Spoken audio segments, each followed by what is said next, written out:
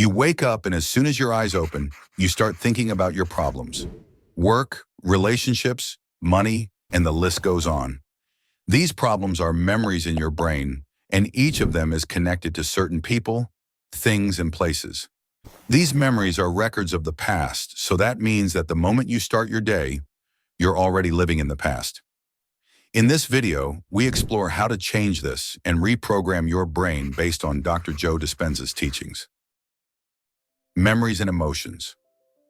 Each memory also has an emotion attached to it. The memory of getting your first dog has a strong, happy emotion. The memory of getting fired from a job is linked with a very bitter, perhaps depressive emotion. The moment you recall this memory, you're also reliving the emotions. So how can you feel happy and energetic when you start your day thinking about your problems?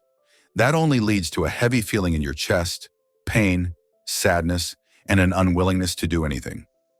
You're basically reliving your past. The dangerous thing is that it's a trap. The past is familiar. You already know what happens. For many, this can, on one hand, feel comforting.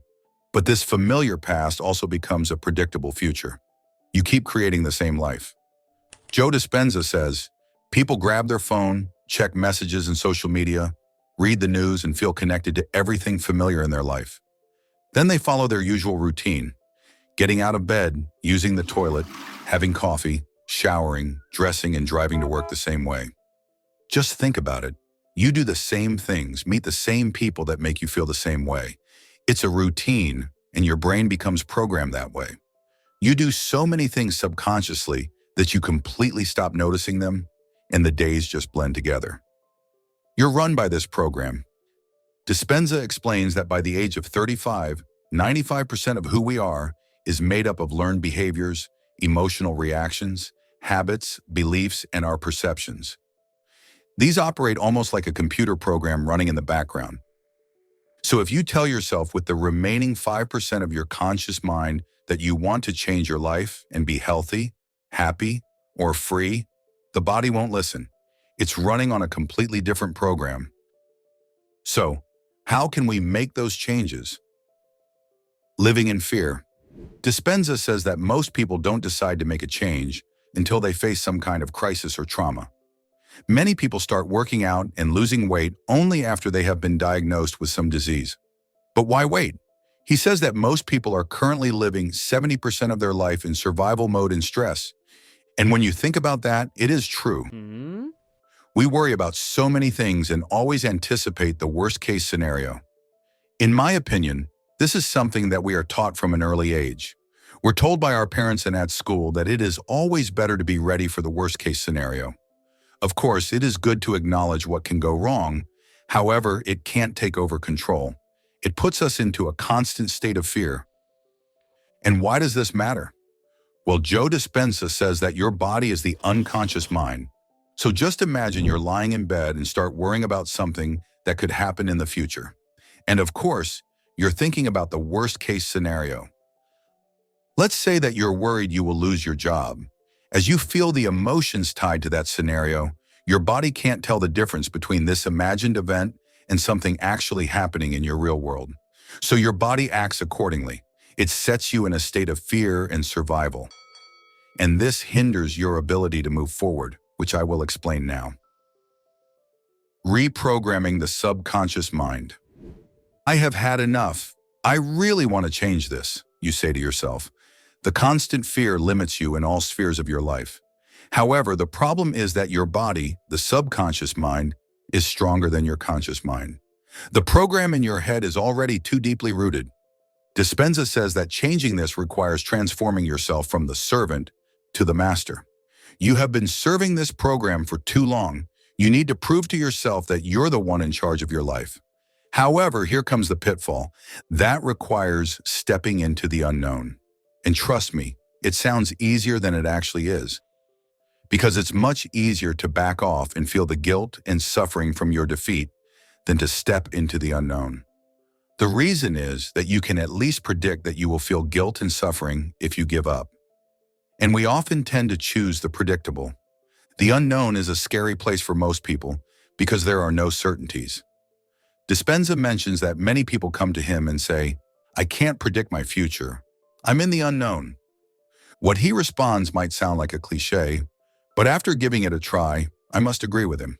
He says, the best way to predict your future is to create it, not from the known, but from the unknown. Start by asking yourself, what thoughts do I want to place into my brain? What behaviors do I want to demonstrate to myself? Who do I want to become? What does the life I want look like? Then mentally rehearse this scenario. Close your eyes and start rehearsing how you live, how you behave, what actions you take, and what your beliefs are about yourself. The key is to be really present in that moment, because then your brain does not distinguish between what you're imagining and what you're experiencing in the real world. This is when you essentially start installing a new program in your brain, shifting it from being a record of the past to becoming a map to the future, as Dispenza explains. As you keep doing this, it becomes your new program. You need to be determined and practice this consistently. You will start seeing changes in your behaviors, the actions you take, and your overall mindset. Creator or victim? My life sucks because my boss is an idiot. I can't go on vacation because I did not have rich parents. Such sentences keep you living as a victim in your world. And let's be honest, most of us say things like this quite often, especially when we hit some difficult times. Dispenza says that once you turn this around and start saying, the way I think and feel is affecting what happens in my life, you become the creator of your world. He explains that most people think that when they have a thought, it is the truth. I think one of my greatest realizations on my own journey was that just because you have a thought, it doesn't necessarily mean it's true, says Dispenza. It was found that on average, we have between 12,000 to 60,000 thoughts a day. 90% of those thoughts are repetitive. When you live as a victim to your thoughts, your life is not going to change. The same thoughts lead to the same choices. The same choices lead to the same behaviors. The same behaviors lead to the same experiences. And the same experiences produce the same emotions.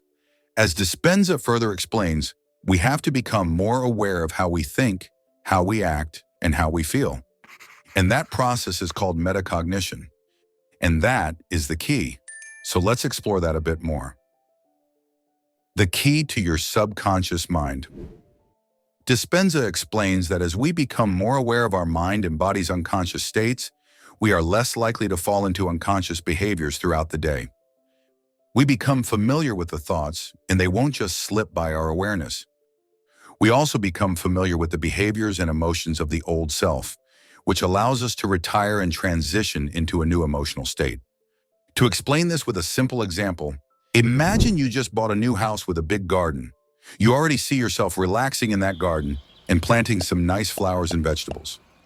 However, before you can do this, you need to get rid of the nasty weeds and rocks and properly prepare the soil. The same applies to reprogramming your mind. You need to get rid of the things that you don't want there anymore. You need to make room for new thoughts and beliefs. The good thing is, if you're currently stuck in a program you don't want, it's actually a huge opportunity for growth and self-discovery. Dr. Dispenza explains that it's when we step out of our comfort zone and face discomfort that we learn the most about ourselves. The reason is that once we step into the uncomfortable zone, we want to leave that present moment and our old program engages. In that stage, you can observe the triggers that create your reality, the places, people, and things you do that make you feel a certain way.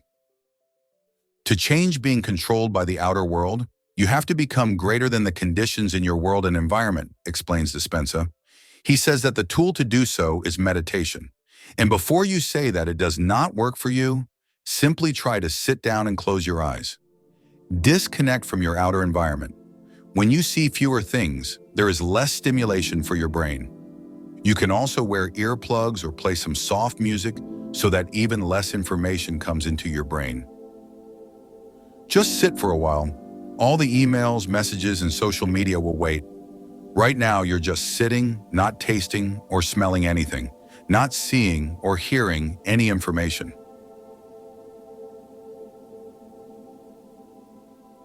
You see, there is nothing bad in your head. When you solely focus on the present moment, there are no worries from the past or stress from the future. So you see that normally during the day, you are being defined by your thoughts, right? When your mind goes back to the emotional past and you notice that your attention is on those emotions, you're shifting your energy out of the present moment into the past. And where you place your attention is where you put your energy. When you're aware of that, simply navigate your body back into the present moment. Every time you become aware of your body craving those emotions and you shift your attention back to the present moment, you're telling your body it's no longer the mind. You're the mind. And your will is getting greater than the old program. Keep doing this over and over again. You need to train, but it is worth it because you will free yourself from the chains of these emotions that keep you in the familiar past. My personal advice is to never forget that this is an ongoing process. It is easy to fall back into your old program if you stop giving this your attention. It happened to me personally last year when I reverted to my old program during a period of hardship. It is only this year that I am again reprogramming my brain. Please keep in mind that where your attention goes, your energy flows. If you want to learn something new, watch the video you now see on the screen. Thank you for watching.